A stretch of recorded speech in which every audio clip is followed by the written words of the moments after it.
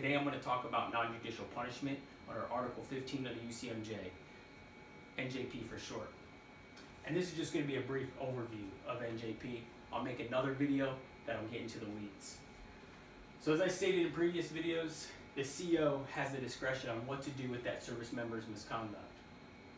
So that service member commits misconduct and it rates something more than a formal written counseling, but less than a summary court-martial, special or general court-martial, he or she has NJP at their disposal. Now, if it's a company NJP or a battalion NJP, that all depends on the rank of the commanding officer. So if it's an 03 or less, it's going to be a company NJP. If it's an 04 to 06, it's going to be a battalion NJP. Now, in addition, the punishments imposed depend on the rank of that service member. So let's get started with company NJP. So for E1 to E3, the maximum punishments at company NJP are 7 days correctional custody, 7 days forfeiture of base pay, reduction of rank of 1 grade,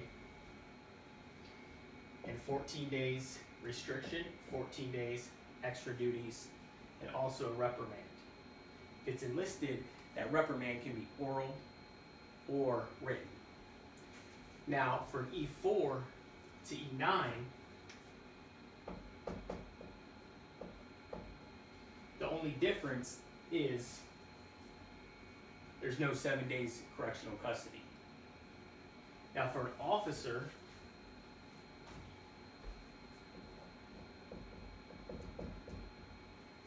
the maximum punishment is 15 days restriction, and that reprimand has to be written. Let's move over to battalion NJP. Again, that's where the CO's in 03, or excuse me, in 04 to 06. So for battalion NJP, for E1 to E3, the maximum punishment there is 30 days correctional custody, half month's pay for 2 months, 60 days restriction, or 45 days restriction, 45 days extra duty, and reprimand.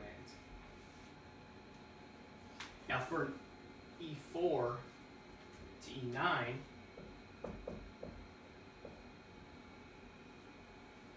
the only difference is that 30 days correctional custody isn't available as a punishment.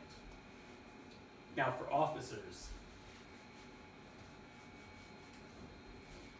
the only punishment available for officers under battalion NJP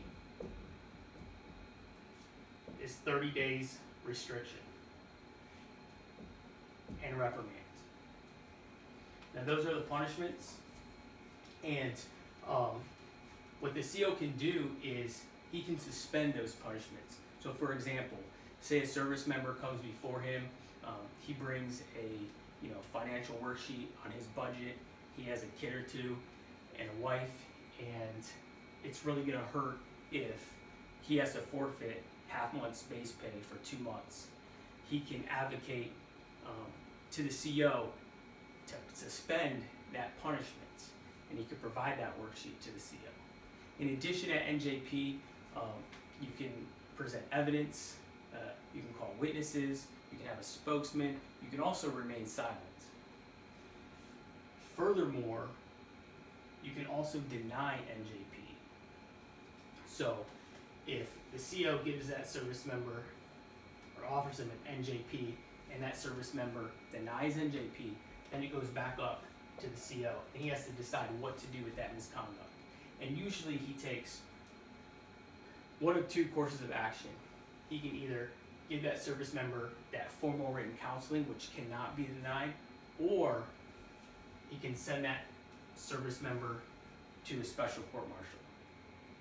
He's not going to send that service member to a summary court-martial because that service member can also deny that summary court-martial. So it's either the formal written counseling or the special court-martial. In addition, that service member has 5 days to appeal to that NJP. So there it is, NJP in a nutshell. Like I said, I'm going to do other videos that's going to go into depth on NJP. Follow this channel, and there'll be more videos regarding your constitutional rights. For example, right to counsel, right to remain silent. In addition, privacy rights and search and seizure. So subscribe to the page and you won't be disappointed. Thank you.